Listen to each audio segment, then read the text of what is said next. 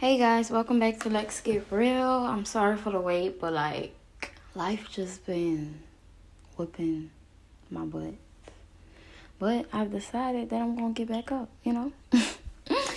So today's topic is childhood trauma. And childhood trauma is a terrible situation or experience that occurs in your childhood life. It is usually bad and is something that is carried inside of you forever, possibly making you antisocial or have a phobia of some kind. I got that from the Urban Dictionary. But I feel like, childhood trauma is something that we as people don't talk about enough. And I feel like parents really overlook it and they don't realize they don't realize that many things can be considered as childhood trauma, because childhood trauma isn't just the bad things, but also the good things that never happened. So many of you think, oh, well, I've never experienced any childhood traumas, but what about that moment when you needed someone to be there? What about that moment when you needed your mom or your dad to be there, but they couldn't because you didn't want them to, because you weren't comfortable enough with them to confide in them? That's also considered childhood trauma. What about that birthday when you just didn't get everything that you wanted, or you didn't get nothing at all? That's childhood trauma. It isn't just the bad things, it's the good things that you wanted and desired, but you just never got it. And lately, my mind has just been flooded, and that's why I haven't posted an episode lately.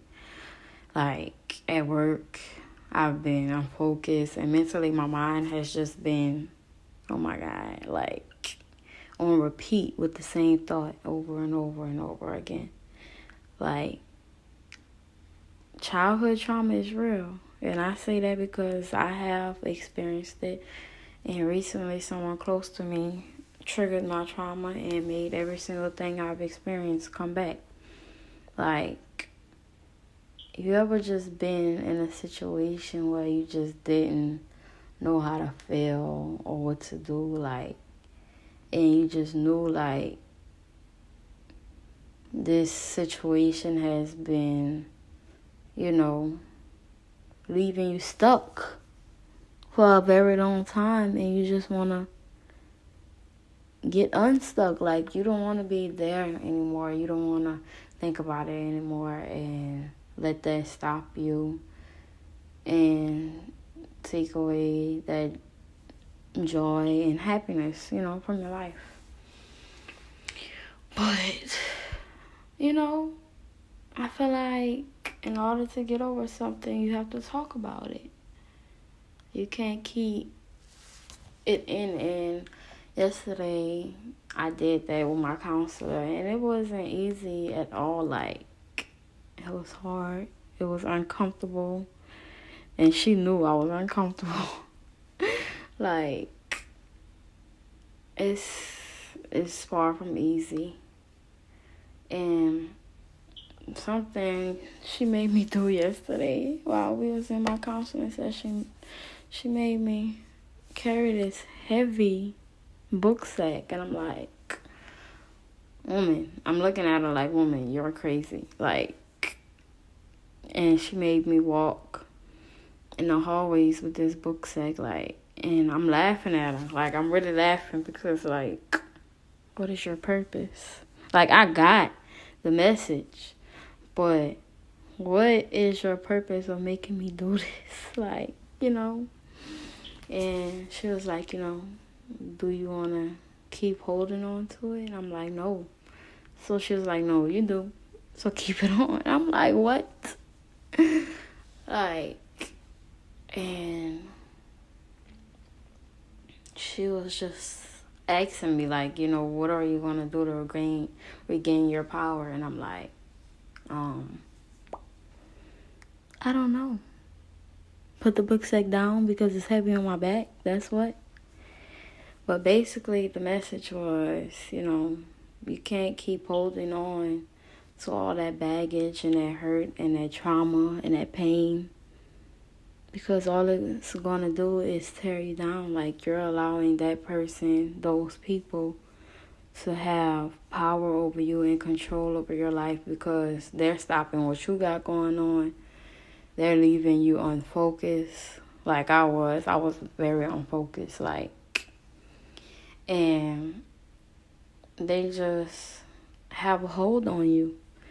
But you just can't keep allowing that, because they're going to think it's okay because you're allowing them to take advantage and have the upper hand, when really and truly you have the upper hand, because it's you. You can let go. You can get rid of that weight that's on your back and that you've been carrying. But you have to take the necessary steps to get there. But we're going to get back on the childhood trauma. Childhood trauma made you overthink.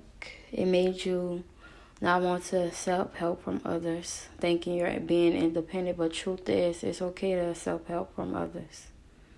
It's okay to want help. And it's okay that you can't do it alone. Childhood traumas made you blame yourself for things that weren't your fault. It left you anxious. It left you scared of rejection and abandonment. And that's okay, but you can't keep letting that childhood trauma affect you in your everyday life. At some point, you have to let it go. I'm not saying forget about it, but you have to let it go and get it out your head and stop the overthinking and stop blaming yourself for it, because it wasn't your fault. It's your fault that you keep on holding on to it and letting it have a hold and control over you and stopping you from chasing your dreams and doing what you truly desire. That's your fault. But whatever it wasn't your fault. But I'm going to touch on something else. I seen this video, and it basically talked about seeing your parents as people and not as your parents. And they asked, would you truly like them as people? And that's a question I knew the answer to instantly. Like, it just flipped a switch. Like, damn, if I would see my parents as people, I don't really think I would dislike them, because I feel like as people, we make mistakes and we just have to learn from them. But as parents, I don't know about all that. But after I seen that video, I just started looking at friends and family as people and not as their labels. And I feel like that's how you determine who's for you and who's not. Like, I really looked at this one friend I got and I was like, damn, I really and truly don't like her as a person. I don't like her mindset. I don't like the way she treats people. I don't even really like her as a friend because of the things she does that's not friend-like.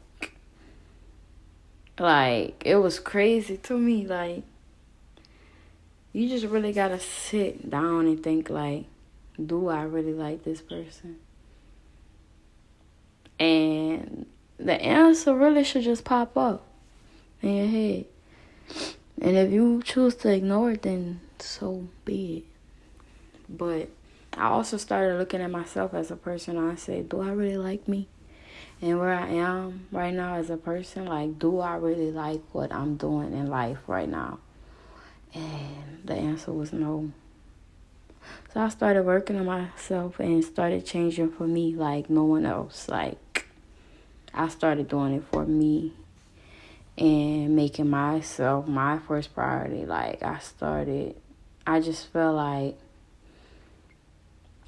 when this may seem a little selfish, but I just felt like when it came to other people's problems, that was no longer my problem, because I just felt like I have too much baggage and too much on my plate, as to where I just can't deal with what's on your plate right now. Like, you got to do that on your own. Like, I feel like as people, it's okay to be there for a friend and family, but sometimes you just got to say it's enough. Like, I feel like I am the most selfless person, because I truly don't worry about myself enough. Like, my worries are always on other people and what they got going on and how can I help them. Which I'm trying to work on that, because I need to fix me first. But I'm going to read y'all this poem I wrote. And it's called Depression Part 2. Okay. Depression is childhood traumas, the yelling of your mother's voice throughout your home for you to get up for school when all you really want is to stay home, to avoid all the stares and whispering in the hallways. Depression is me, continuously telling you to stop touching me inappropriately. Depression is me figuring out which way would be easier for me to commit suicide. Depression is me actually doing it by popping 21 pills. Depression is a facade I put on in front of others. And I wait until depression says it's okay. Okay for me to cry and okay for me to finally take my mask off. Depression is me isolating myself in my room and not wanting to hear a single word from others, because I just rather not. Depression is and always will be depression.